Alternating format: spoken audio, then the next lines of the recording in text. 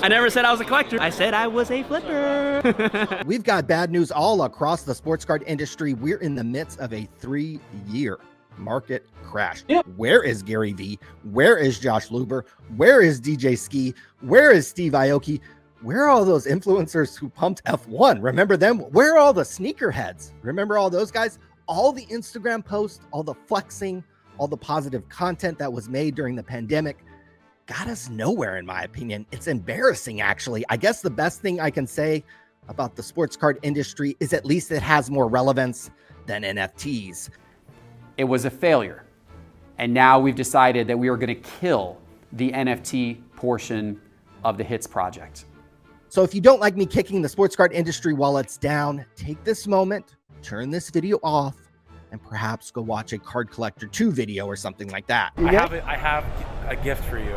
I have a gift for you. So for those who remain, let's get into it. We got a lot of bad news to get into. We will check in with the largest Justin Herbert collector in the world. Stay tuned for that. Yep. But let's start with a current sports card influencer who may have ran himself out of town last week. Justin Gamble. Gamble was accused of scamming and the very next day had to make his $17 a month paid Discord free because nobody was using it. Yep. I did live on the Las Vegas Strip for a while, so I know a little bit about gambling. If Justin Gamble took his talents to the streets of Las Vegas and tried to sell those $1,000 boxes of cards outside of casinos, he'd be escorted off site immediately and likely arrested. But guys like Justin Gamble, they get a few thousand followers in this industry, which then means in hobby terms, they can do no wrong. My parents raised me well. Speaking of gambling, the hobby is still filled with entitled group breakers like Overtime Rips.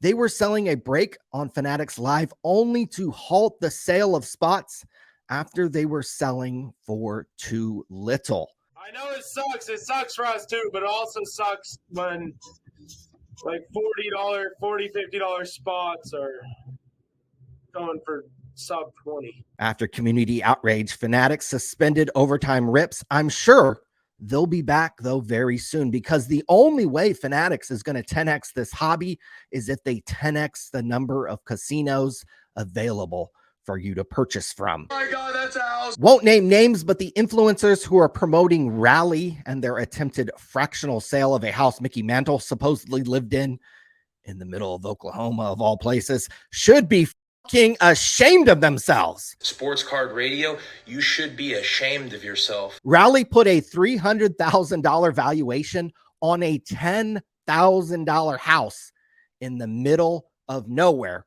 in Oklahoma. Even Jeff Wilson's investments have worked out better than that. That's not content. Even when you want to buy cards, it can be difficult. A selling platform I've supported for over a decade, Check Out My Cards, you can barely log into this site anymore because it prompts you to verify your email address every single time you log in. This isn't two-factor authentication, folks. This is a giant pain in my ass. Even banks don't have this level of security when you log into them. Why Check Out My Cards can't put their login issues behind them? I really wish I knew. Where we can be the gatekeepers. What about all the cards you guys were influenced to buy? Here is a collector on Twitter that said he was done with the hobby after spending $5,000 on Justin Fields cards. Yep. Can you really blame him for quitting the hobby? If that's not bad enough, the guy who replaced Fields, Tyson, whatever his name is, if he gets another win, he will have as many wins this season as the beloved Justin Herbert. Yep. Speaking of Justin Herbert, here was a guy telling me a few months ago he owns the largest and rarest collection of Justin Herbert cards in the world.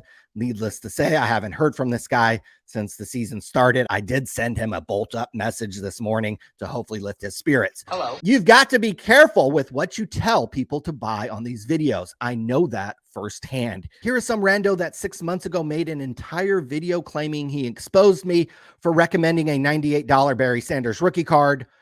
One recently sold for $122. It's pretty lucky to be up on any card right now. The market is so soft. Here are literally the only players I've been buying the last 2 months.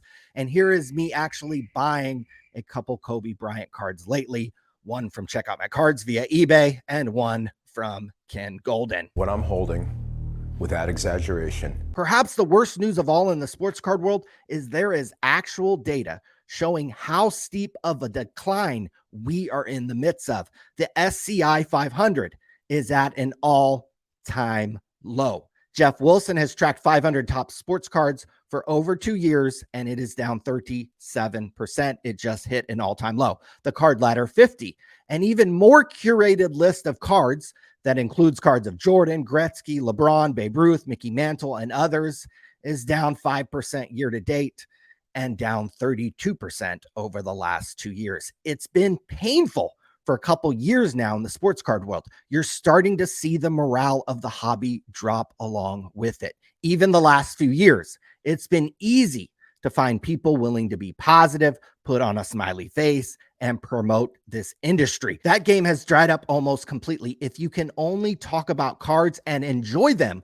when they are going up in value, you are in the wrong business, folks. But speaking of market movers and Card Ladder, we'll have an article this week comparing them and other pricing tools on our website. I do find the pricing tools to be useful both in an up market and a down market. So look for that on our website this week. We've got almost daily content going up on our website, sportscardradio.com. Email us, sportscardshow@gmail.com, with any story tips or ideas, or if you want to advertise on our website. We will see you Thursday for our live stream. And until then, we will see you later. Flipper. Clear.